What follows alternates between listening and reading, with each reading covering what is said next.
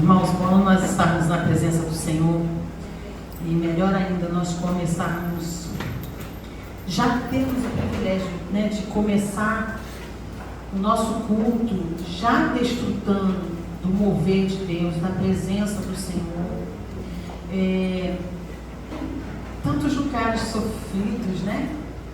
Tantos lugares sofrendo lutando para sentir a presença de Deus, para que a igreja se envolva, entre no mover, na presença do Senhor. Não que Ele não esteja, Ele está, porque a palavra diz que quando estiver dois ou três reunidos no seu nome, Ele está presente. Mas muitas vezes o coração daquele que está ali está tão longe, tão disperso, né? Está em tantos outros lugares, menos naquele mover, naquele ato ali. E como é bom a gente já começar, né, a partir já do primeiro louvor, a partir das primeiras orações, de tudo, né, na chegada a gente já desfrutar da presença do Senhor. E eu sei que você já ouviu muitas coisas nessa manhã que já trouxeram edificação ao seu coração, seja através do louvor, seja através da oração, das leituras que já foram feitas, né? A palavra nos diz que a fé vem pelo ouvir, no ouvir a palavra, né? Então Deus tem, ele se apresenta, ele se coloca de forma que todos consigam receber a palavra, né? Receber a palavra. Por isso eu acho, né, tão bacana assim, essa herança que a gente aprendeu com a Camila do Evangelho na sua língua materna, da pessoa ouvir na sua língua, na sua voz, na sua expressão, né? Ouvir é um privilégio. É um privilégio, irmãos. E glória a Deus, porque isso tem sido despertado nessa geração.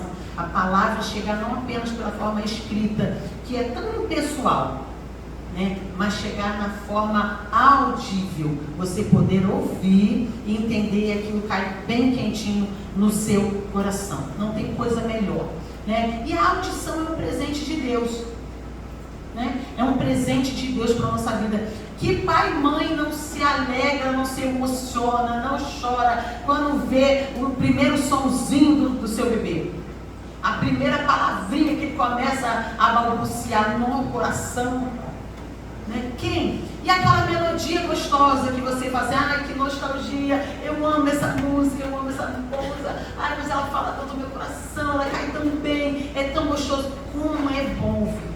Como é bom você ouvir um elogio, como é bom você ouvir, né, o carinho de alguém, como é bom ouvir. E a audição, ela também é uma ferramenta para a gente de alerta, ela é um sinalizador, né? Você toca, por exemplo, dias de chuva nas comunidades, a gente tem aquelas sirenes que são um alarme para, né, na hora da chuva intensa, você recorrer, que é uma ferramenta muito importante, porque às vezes a pessoa não está percebendo que pode estar num risco ali ao seu entorno, e as sirenes, elas nos deixam, é chato? Para quem está em torno, eu já tive essa experiência várias vezes, nas chuvas intensas, você que está, e aquilo é de 5 em 5 minutos, né? É uma coisa assim muito próxima, não dá de intervalo, não é de hora em hora, elas vêm, a sirene desperta muito rápido, muito perto, então você fica atento, porque além de te irritar, ela provoca, opa, eu tenho que ficar alerta, deixa eu olhar, deixa eu abrir a janela, deixa eu abrir a porta, deixa eu ver se tem uma barreira para cair, se tem alguma coisa estalando, se tem alguma coisa saindo do lugar. Então, a audição, ela também se você está na rua, desligadão, desapercebido, hoje então, um dia, meu Deus, que está todo mundo andando, atravessando a rua assim, e, meu pai, misericórdia, irmãos, aí tem uma buzina que você acorda. A audição fez a diferença, né? Ela salvou você naquele momento.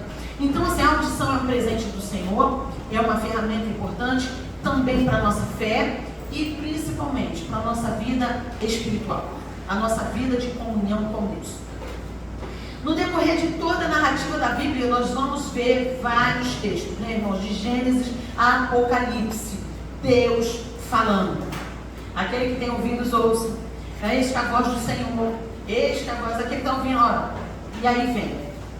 Ouvir a voz de Deus e obedecê-la deveria ser algo totalmente natural para o cristão. Sim ou não?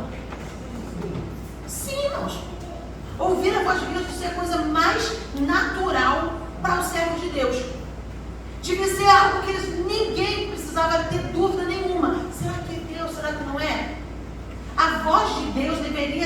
voz mais sensível do nosso coração, mais altiva do nosso coração. Deveria ser ela a que falava e que sobressaía de todas as demais vozes. Mas nós temos, o ser humano tem uma dificuldade imensa de discernir a voz de Deus. A gente às vezes está anos e anos e anos na igreja e não sabe discernir se aquilo que eu estou ouvindo é Deus falando ou não. Não estou falando de uma pregação da exposição da palavra, que todos estão ouvindo e você sabe que é Deus que está falando, usando a vida de alguém para falar, para ministrar. Ou Deus está falando através do louvor, ou Deus está falando, enfim. Mas no nosso particular, no nosso dia a dia, no meio das nossas atividades, no meio corriqueiro do nosso tempo, a gente às vezes, Deus está gritando e a gente está completamente desfocado, completamente distraído. Gênesis 3, capítulo 3, versículo 8 diz assim, que o homem e a mulher ouviram a voz do Senhor. Ou seja, desde o princípio Deus se fez conhecido. E o mesmo versículo vai dizer que este casal, que este homem e essa mulher, eles se esconderam. Ou seja, eles se esconderam porque estavam nus, estavam errados, descobriram, que fizeram besteira. Mas vamos lá. Então, se eles se esconderam, é porque eles tiveram percepção, consciência daquilo que estava errado. Então, eles não apenas ouviram que Deus estava se aproximando, eles tiveram consciência daquilo que Deus já tinha falado e que eles não deveriam ter feito e que eles fizeram. É a origem do pecado. Então, a partir desse momento, a comunicação de Deus com o homem, ela foi diminuindo. Essa percepção foi diminuindo. Até os primeiros passos, os primeiros homens ali, vamos lá, Caim e Abel, Deus vai falar e ele vê o semblante de Caim, conversa. E aí, Caim, por que você isso, por que aquilo? Se o seu coração tivesse... Deus dialogando com Caim. E Caim sabe. Caim entende, Caim tem uma conversa muito lúcida, ele vai falar com ele, como eu vou sair, como é que vai ser? Ele sabe, ele tem noção, mas com o tempo isso vai se perdendo. Isaías 59:2 vai nos dizer que os nossos pecados fazem o quê? Separação. Então, por causa da multiplicação do pecado, a nossa percepção espiritual, a nossa audição foi sendo interrompida, foi sendo tapada. E a gente foi perdendo a sensibilidade de ouvir. Mas por causa disso, Deus deixou de falar? Não.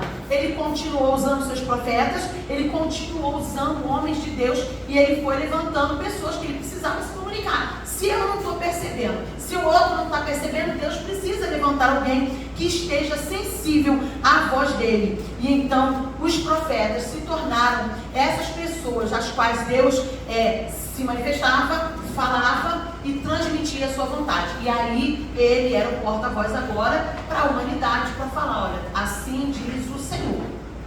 E aí agora ouve e obedece, né? O problema é que nem sempre nós queremos obedecer aquilo que Deus quer falar. Então, eu gostaria de ler 1 Reis, capítulo 13. E aí você vai, eu vou ler só uma frase de 1 Reis, capítulo 13, versículo 1 e 2, que diz assim, olha, eu estou usando a versão da nossa Bíblia Nova, tá? Que nós ganhamos no Ano Novo. Quem ganhou essa Bíblia aí? É uma delícia, eu não sei. Mas assim, vamos ali. Eis que, por ordem do Senhor, veio de Judá a Betel um homem de Deus. Por ordem de quem? Deus. Por ordem de quem? Deus. Do Senhor. Versículo 2. Clamou o profeta contra o altar por ordem do Senhor. Amém. Ou seja, ele seguiu a ordem do Senhor. Nessa versão ela está assim: por ordem do Senhor Deus, um profeta de Judá foi a Betel. E no versículo 2, seguindo a ordem do Senhor, o profeta falou. E aí, irmãos, nós começamos nesta manhã. Esse período da história, a gente está bem assim, acabou o tempo do rei Salomão, seu filho Roboão assume o reinado, né? E aí ele começa, vem o povo da cidade, olha, Roboão, a gente precisa, o povo chega lá para Roboão, alivia pra gente e tal, e aí Roboão, em vez de ouvir o conselho dos mais velhos, olha, cede, faz o que o povo tá, alivia o jugo do povo, eles trabalhando pra caramba, vamos lá, irmãos, o povo que Roboão estava pegando aqui, era o povo que construiu o templo, que não foi dentro de dias. Foram anos de construção. É palácio para o rei, é o palácio para a mulher da filha do Egito. É muita obra. Salomão, ele não guerreou, mas compensação, ele trabalhou muito. Teve muita construção. Então esse povo estava esgotado. Estava cansado. Cara, a gente trabalhou para caramba, vamos lá, dá um tempo de refrigério, ameniza aí pra gente, né? E aí Roboão, em vez de escolher ouvir o conselho dos mais velhos, o conselho, né, daqueles homens já experientes, fala assim, olha, alivia, se você fizer isso, você vai ter esse povo todo na sua mão. Agrada, cuida. E aí, o que Roboão vai fazer? Escolher ouvir o conselho da turminha dos coleguinhas dele, adolescentes lá, que desocupados, que não fizeram porcaria nenhuma, não botaram a mão na massa pra nada. E aí, lógico, irmãos, eles eram amigos do rei. Eles fizeram alguma coisa? Eles foram para a obra? Lógico que não. Era um bando de desocupados que chega no ouvido de Roboão, o Roboão cai na onda deles.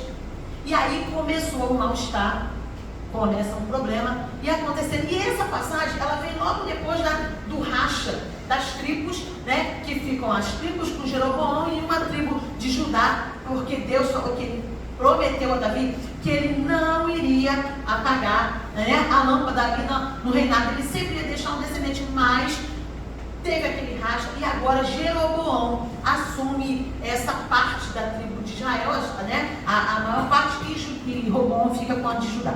E ali começa a haver um conflito entre eles, começa a haver uma disputa, né, porque Roboão vai se preocupar no capítulo 12, que Jeroboão ele vai se preocupar por quê? O povo, o local de culto era lá em Jerusalém. E ele não queria que o povo saísse daqui para ir para lá. Né? Então vai agora acontecer uma separação. E aí, Jeroboão instalou a capital de Israel em Siquém, na tribo de Manassés, numa localidade central, assim como Jerusalém era nos dias de Davi. E além de ser a cidade central, ela ficava próxima aos locais de cultos pagãos. E Jeroboão queria então nessa rivalidade, né, competir, ele não queria que o povo se deslocasse. E ele então, ele ergue templos no alto dos morros, faz 2 touros de ouro, dizendo que eles haviam tirado o povo do Egito. Ele constrói os 2 touros e fala, olha, foram eles que tiraram vocês do Egito. Não foi o Senhor, foram eles. E coloca esses touros para serem adorados. E escolhe homens que não eram da tribo de Levi para o sacerdócio. Isso entristeceu grandemente o coração de Deus. Grandemente, irmãos. Tudo que Deus tinha falado, né? Tudo que Deus tinha declarado de bênção, de profecias, o povo começa a quebrar toda aquela aliança que eles fizeram com o Senhor. Vamos ser fiéis e vamos permanecer, só ao Senhor serviremos. Tudo que eles prometeram lá com Moisés, lá atrás, agora o povo vem quebrando, desfazendo, destruindo, né? E aí tem esse sofrimento todo. Nesse período, então, a figura do profeta se fazia fundamental para fazer a transmissão da palavra de Deus. E aí o texto começa, por ordem do Senhor. O Senhor ordenou que o homem de Deus fosse a Betel e declarasse a sua indignação contra o altar construído por Jeroboão. Irado, né? Quando o homem, o profeta, vem falar, e é um profeta novo, ele vem falar com o rei fica transtornado, levanta a mão, aponta o dedo, e quando ele aponta, a mão dele, a palavra vai nos dizer que a mão dele se resseca, se endurece, E ele fica com a mão esticada, ele entra em desespero. E ele fala, olha, pelo amor de Deus, profeta, clama a Deus aí, pede por misericórdia, eu não quero ficar assim. E aí o profeta clama, Deus sara, né, a mão do homem, e ele volta, e aí ele vai começar a entender que, olha, Deus vai realmente fazer o que ele está falando, né? O rei ofereceu então presentes, mas o profeta rejeitou, dizendo que mesmo que ele recebesse a metade da riqueza do rei, ele não comeria, não beberia e nem voltaria pelo mesmo lugar. E assim ele fez. Por ordem do Senhor, o profeta obedeceu. Lá no versículo 8, ele vai então obedecendo. Olha, mesmo que você fizesse tudo, me desse tudo, eu não vou voltar, eu não vou comer, eu não vou receber nada daqui, porque o Senhor falou que era para eu vir, entregar a mensagem e voltar por outro caminho. E ele viu, irmãos, ele viu os sinais de Deus, ele falou tudo que Deus ia fazer. Olha, Deus vai quebrar o altar, Deus vai destruir, a cinza vai ser derramada. Ele falou sério naquele lugar. E ele estava vendo a manifestação e o poder de Deus, né? E o homem sai. Quando ele sai, e aí antes de entrar na continuidade, a nossa primeira lição dessa manhã é a seguinte: Deus é Deus de limite. Deus não trabalha na bagunça. Eu faço o que quer, já pensou se a gente chega aqui de manhã, cada um começa a fazer o que quer, vou cantar esse hino, aí a Aline vai falar assim, não, esse não gosto desse. Aí a Cristina, não, mas esse é bom. Aí a Emília vai falar assim, não, mas esse, e já está muito ultrapassado, né? Não, mas aquele do tempo, não sei o que, ia virar uma bagunça, a gente não ia. Por fim, a gente não ia cantar nada, porque ia ficar todo mundo dizendo, esse é bom, esse não é. Vamos pintar a igreja? Irmãos, eu já vi briga na igreja por causa de pintura da igreja. Vamos pintar a igreja, vai ser amarelo. Não, amarelo é ridículo. Não, vou botar azul. Não, azul não vai ficar bem, não sei o quê. Não, mas então você botar verde. Não, mas o verde vai ficar azul. Irmão, confusão por causa de uma cor de tinta na parede. Imagina se a gente for deixar a ordem do culto inteiro. Né? Então Deus trabalha com limite. Olha, não vá, faça assim, não vá ali, obedece. Isso é para o nosso bem. Deus tinha algum problema com o povo, com a carne de porco, com aquela coisa toda? Deus, o povo vai ficar 40 anos no deserto, passando, padecendo. Imagina que você debaixo de um sol de 40, vamos comer carne de porco. Vamos começar a comer um monte de coisa que vai dar mal-estar, problema intestinal, problema de saúde. Irmãos, tudo que Deus faz na nossa vida é para o nosso bem, é para o nosso cuidado. Então os limites de Deus não são para me constranger, para me coagir, para me engessar. Não. Tudo que Deus coloca de limite é para o meu bem. É para que eu tenha uma vida abençoada, para que a minha vida seja próspera, que a minha vida seja bem sucedida. Ele não quer que eu fique perdendo tempo.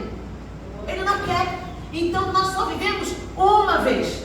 E nessa vida eu preciso, Ele quer, todos os limites de Deus para mim e para você são para que esta vida discorra da melhor maneira possível e que tudo que eu fizer dê certo e eu não vá perder tempo e eu seja bem sucedido. E o nome dele seja glorificado. O Salmo 104:5 diz assim: Tu puseste a terra bem firme sobre os seus alicerces, e assim ela nunca será abalada. Este salmo trata os feitos de Deus em sua criação. Ele ordena tudo e todos lhe obedecem. E aí nós vamos aprender dentro desse princípio do limite. Limite e obediência caminham juntas. Precisa caminhar junto. E esta é uma das áreas que o inimigo muito nos ataca. Quando Deus nos dá limite. Porque ela vai requerer de mim obediência. Quando nós quebramos, nós estamos desobedecendo a Deus. E consequentemente o entristecendo. Então nessa manhã, primeiro sinalzinho do seu coração: cuidado com os limites que Deus tem te colocado.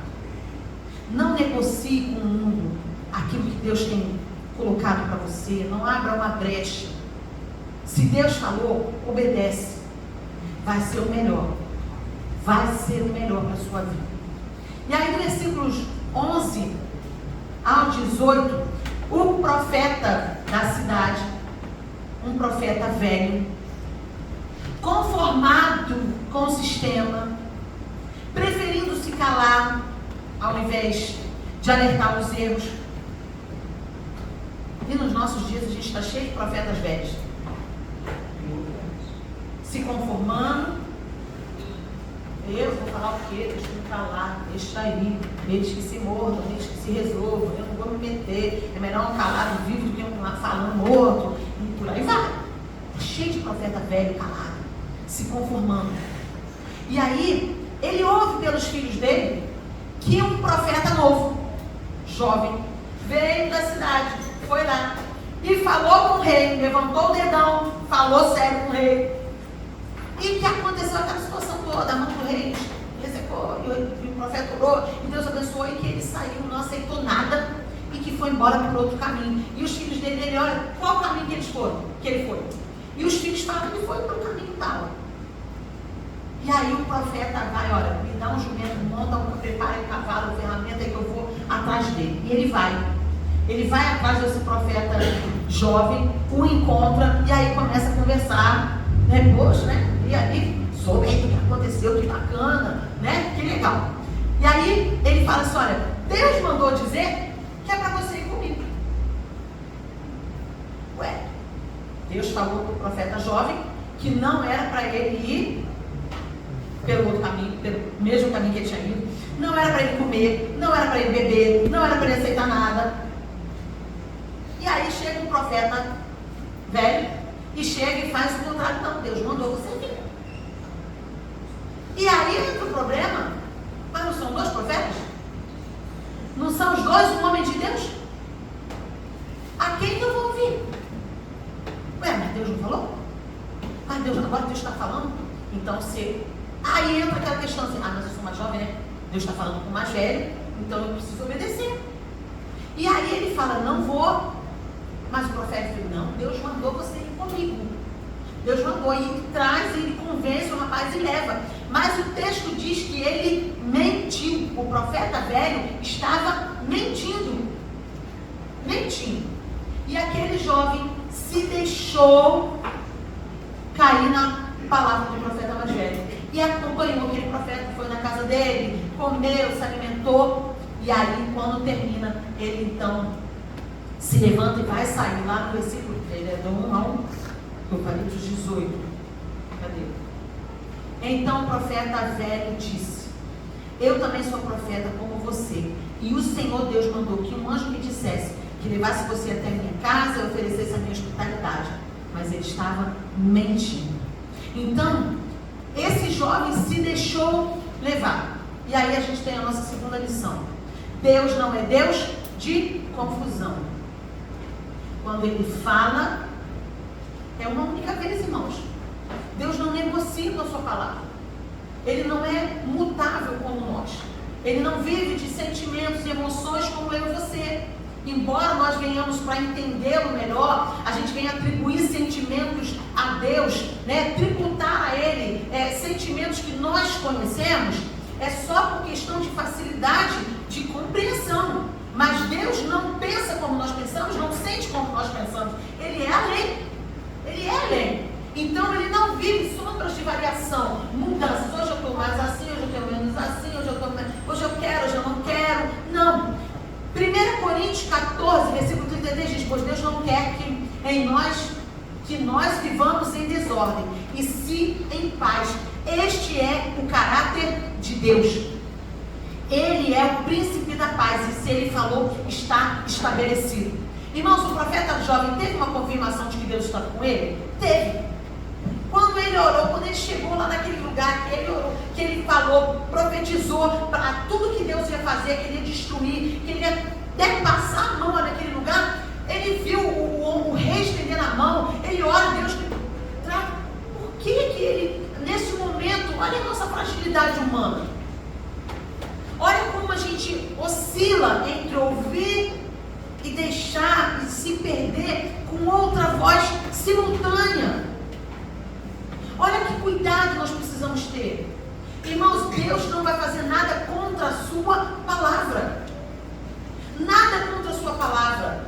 Então, porque quando Jesus foi tentado, não foi pela palavra que ele respondeu? Deus nunca vai usar um versículo para te dizer uma coisa e o outro para te fazer desfazer. Tudo que Deus fizer, ele vai ter confirmação. É aqui, mas aqui tem a confirmação para isso. Ah, está escrito sim, mas também está escrito o quê? Então, faltou uma maturidade naquele profeta jovem para falar assim, não, Deus não faz assim. Deus não trabalha na confusão. Ele falou, eu tenho convicção do que Deus falou.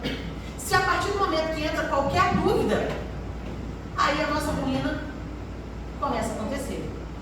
Né? Porque Deus trabalha na fé, Deus trabalha na nossa perseverança, Deus trabalha na nossa obediência. Então, faltou a ele nesse momento. Por um momento, ou talvez o cansaço, ele se desviou da vontade de Deus.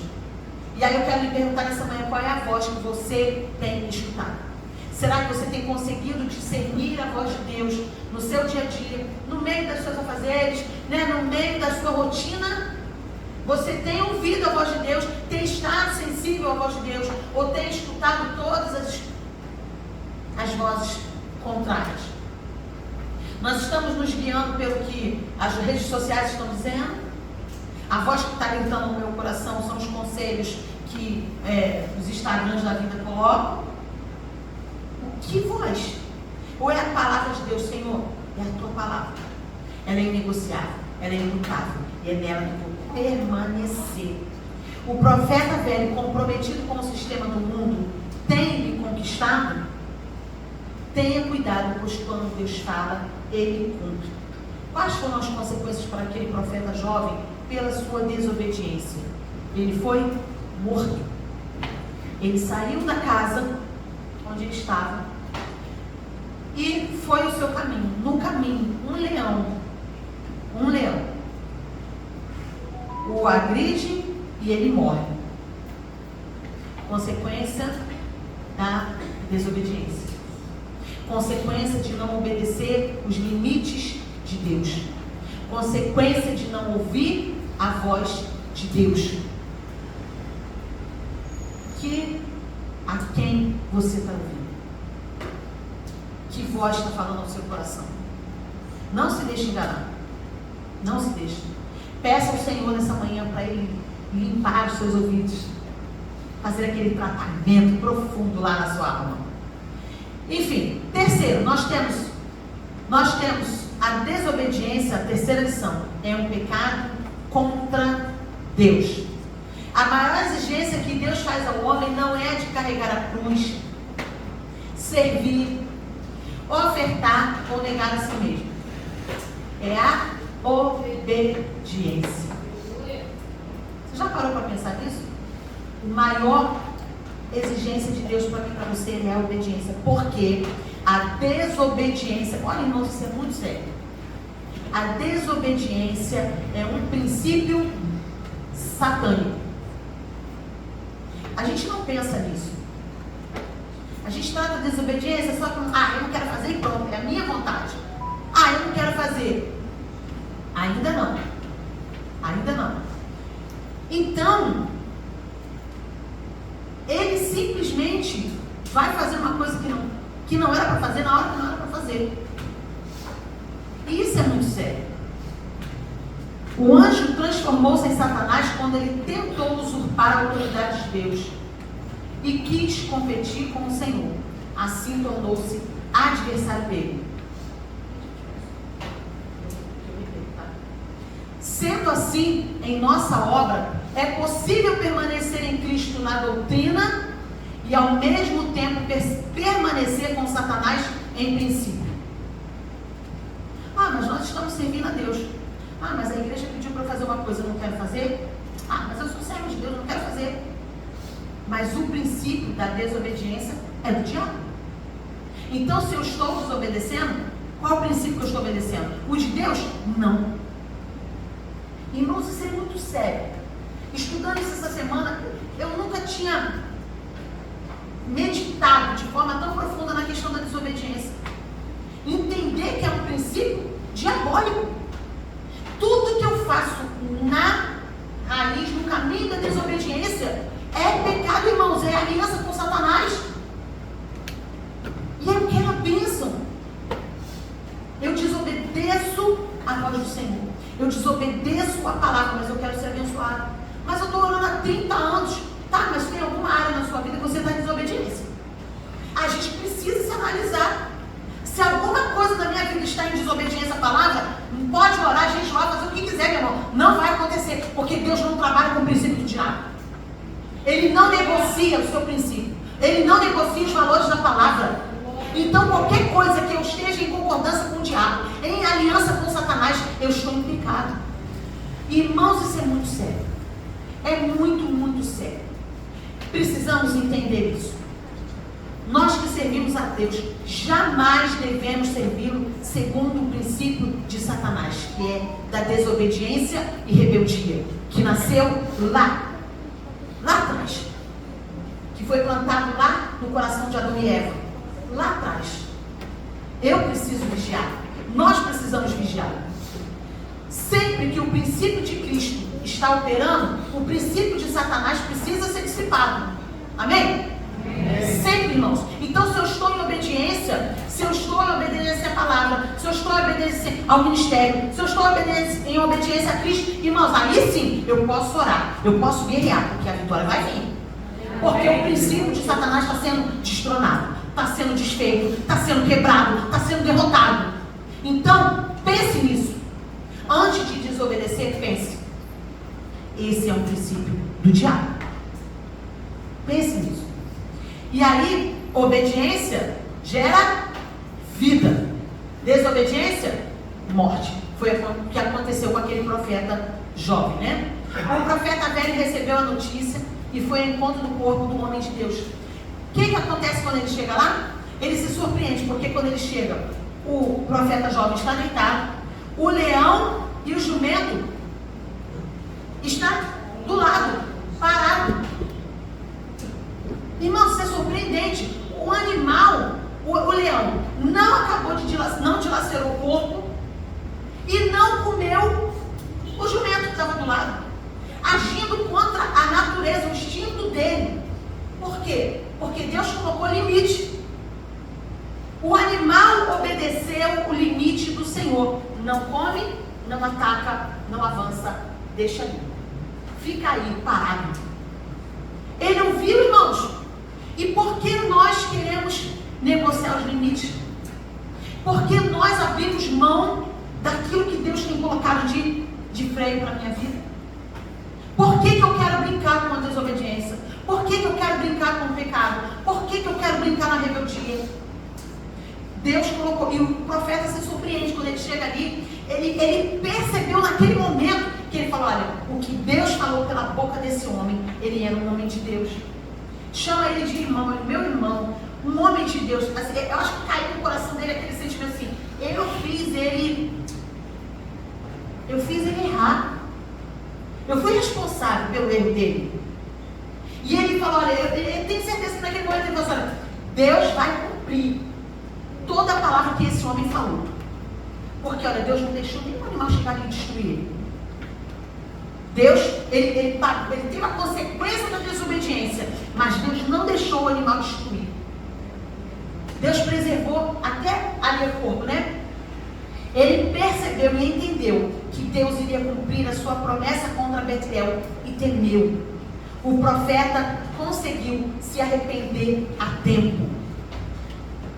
Nós estamos então hoje, irmãos, nessa manhã, nós estamos entendendo que, primeiro, quando Deus fala, cabe a nós obedecer. Segundo, Ele não é Deus de confusão. Ele não é Deus de confusão. Irmãos, infelizmente, a gente está com rede social, a palavra de Deus está sendo ministrada, aí eu olho muito assim, a igreja se preocupa em oferecer o melhor. A igreja trabalha para oferecer o melhor. Estou falando de nós, especificamente. Deus tem colocado muito temor e reverência em cada um que tem subido para ministrar, para pregar a palavra. Não é para contar a nossa história, é para pregar a palavra. Aí a gente tem procurado trazer um ensino que esteja em conformidade com a palavra.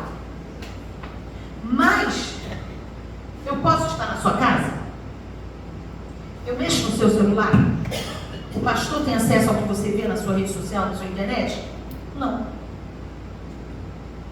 E aí, a igreja se esforça para dar um ensino de qualidade. A igreja se esforça para dar os princípios da palavra. Mas eu tenho meu celular na minha mão. E aí eu vou me encher de lixo, de outras vozes.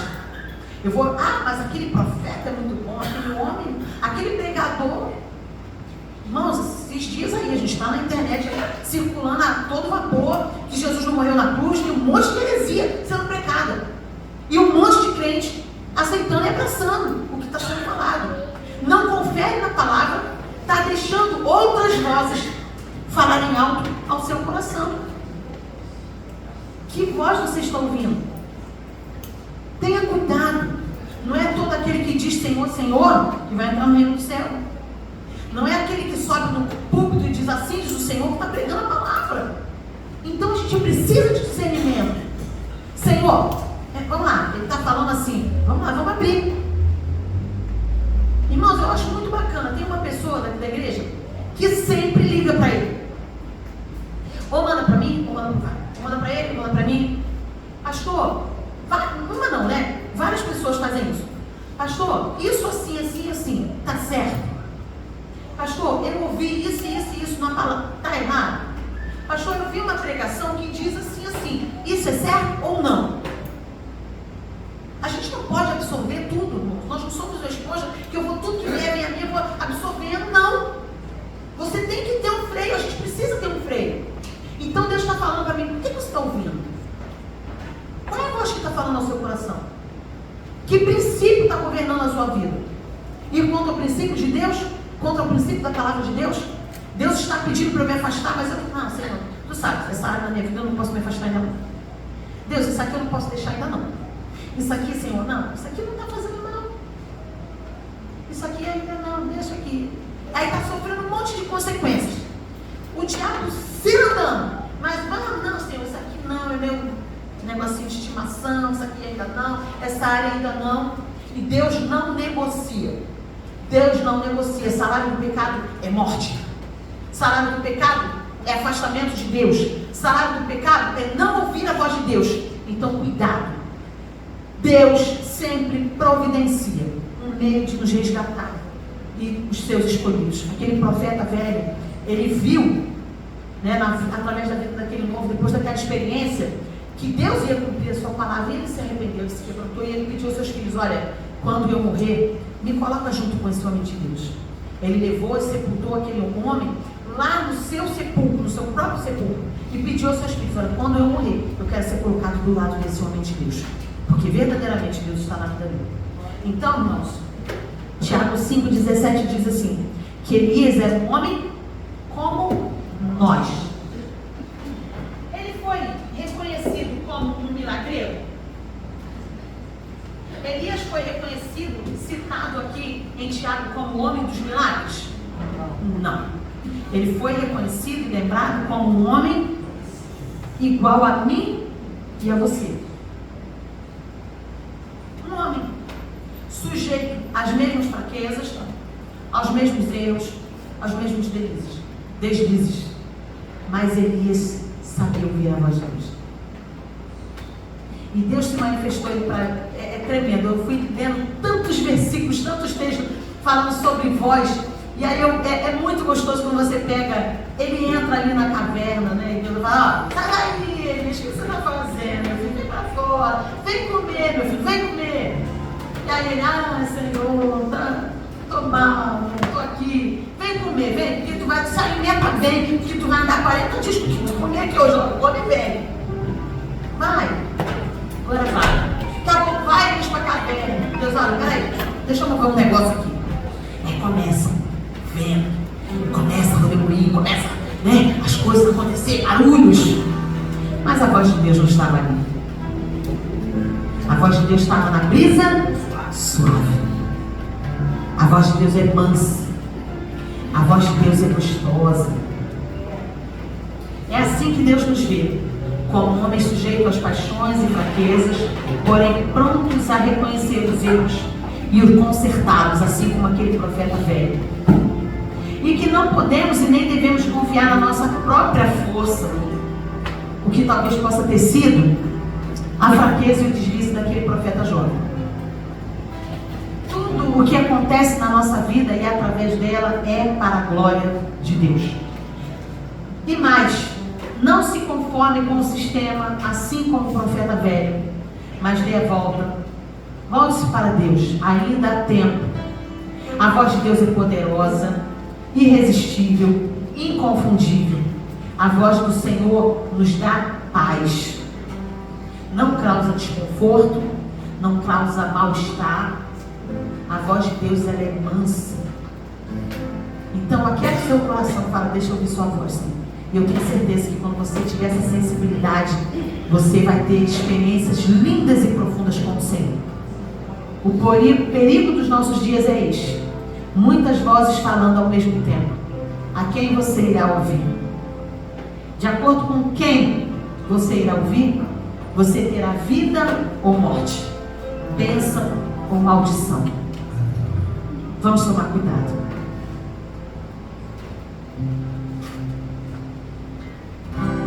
Nós vamos estar louvando ao Senhor.